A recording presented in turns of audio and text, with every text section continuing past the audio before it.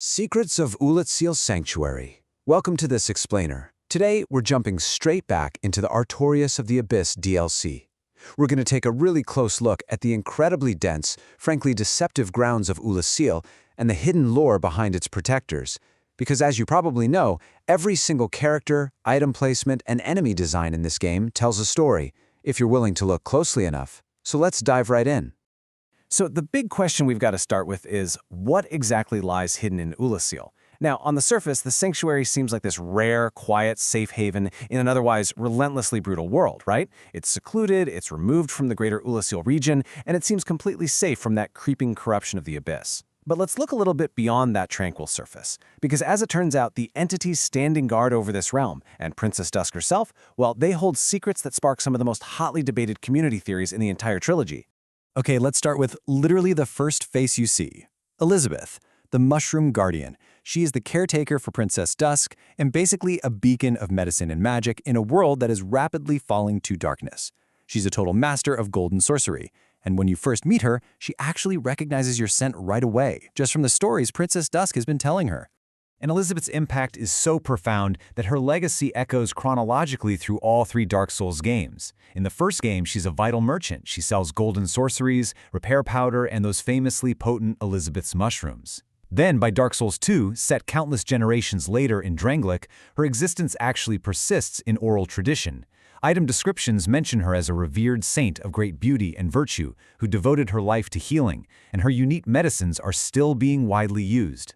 Then, tragically, in Dark Souls 3, during the era of Lothric, we find what is heavily implied to be her calcified remains, just tucked away in a cave in Farinkeep. And we know it's almost certainly her, because lying right next to this corpse is a chest containing the antiquated set worn by Princess Dusk, right alongside a golden scroll recording Ulassiel's golden sorceries. It is just a brilliant, genuinely heartbreaking piece of environmental storytelling. Now, what's really fascinating here is the nuance in how her character was translated. In the English localization of Dark Souls, Elizabeth refers to herself as something of a godmother to Princess Dusk. But if we look at the original Japanese text, the word used is uba, which translates to wet nurse. And this isn't just some minor translation quirk, it completely recontextualizes their relationship. It reveals a surprisingly intimate, maternal depth to her bond with the princess. This is exactly why, when you rescue Dusk from Manus, that terrifying primeval human, Elizabeth flat out refuses to tell the princess the horrifying truth of what kidnapped her. She is fiercely protective, literally acting with a mother's instinct to shield her child from the trauma of the Abyss. But of course, Elizabeth isn't the only protector of Ulassiel. Let's pivot to the Sanctuary's other, far more aggressive protector, the Sanctuary Guardian. While Elizabeth heals and hides inside the Sanctuary, this ferocious beast is guarding the actual entrance. It is the very first boss you fight in the DLC, and man, it is a massive, aggressive shock to the system. It's using lightning, it's flying through the air, and relentlessly trying to poison you. It is the absolute antithesis of Elizabeth's calm demeanor. And here is a super obscure gameplay secret that completely changes how we look at this beast. The number 2. See, after you defeat the Sanctuary Guardian, you progress through the DLC and eventually fight the legendary knight Artorias. But if you decide to backtrack to the Sanctuary Guardian's arena after defeating Artorias, you won't find an empty arena. You are going to find 2 additional Sanctuary Guardians just waiting for you.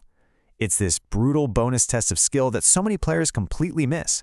But from a lore perspective, why do 2 more show up only after Artorias falls?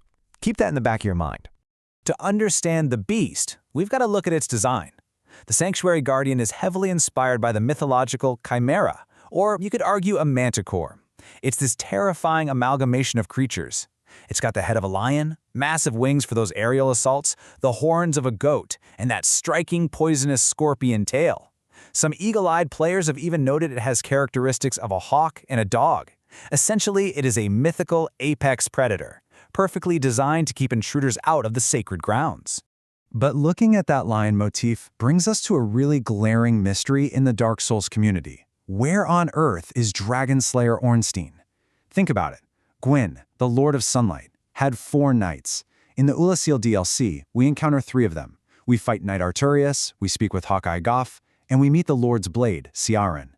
But the captain of the 4 knights, Ornstein, he is suspiciously missing from this entire past era. Or is he? If we map out the striking overlaps, drawn straight from the detective work of passionate Reddit fans, things get incredibly interesting. Check this out. Both of them have a massive affinity for the lightning element. Both utilize a very specific lion motif, Ornstein with his iconic lion helmet and the Guardian with its literal lion head. And their combat styles? They're almost identical. Instead of just running straight at you, both Ornstein and the Guardian heavily favor these hyper-aggressive aerial lunges and thrusts, practically flying across the arena to skewer you. So, is this just reused design, or is it something much deeper? Well, this brings us to what we'll call the Ornstein conspiracy. This is a really specific fan theory that suggests Ornstein actually wanted to help Artorias fight the Abyss and Ulasil. But as captain of the guard, his duty bound him to stay and protect Lady Guinevere and Orlando. So, unable to leave his post, he sent a proxy, a chimera pet specifically trained to guard the sanctuary from anyone corrupted by the Abyss. And remember those 2 extra guardians that spawned later?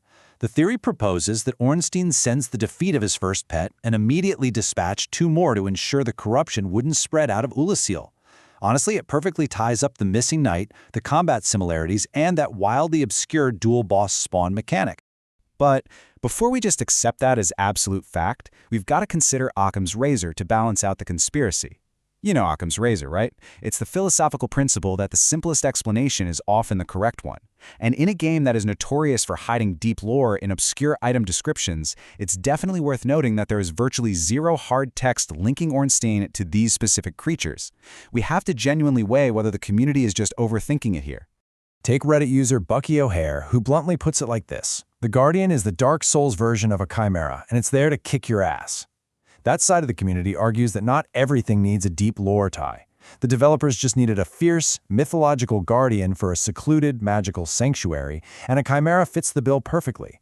I mean, Ornstein has a lion motif, sure, but there's no real evidence that the Knights of Gwyn were out there training wild manticores. It might literally just be a fantastic, challenging enemy design, plain and simple.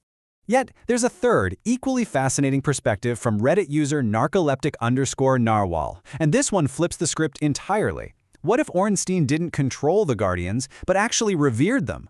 This theory suggests that these chimeras were known as the ultimate guardians of this world, and Ornstein, being a legendary guard himself, modeled his armor, taking on the visage of the Guardian's lion head, to invoke the spirit, the aggression, and the lightning-fast agility of the creature. He didn't train them, he was inspired by them.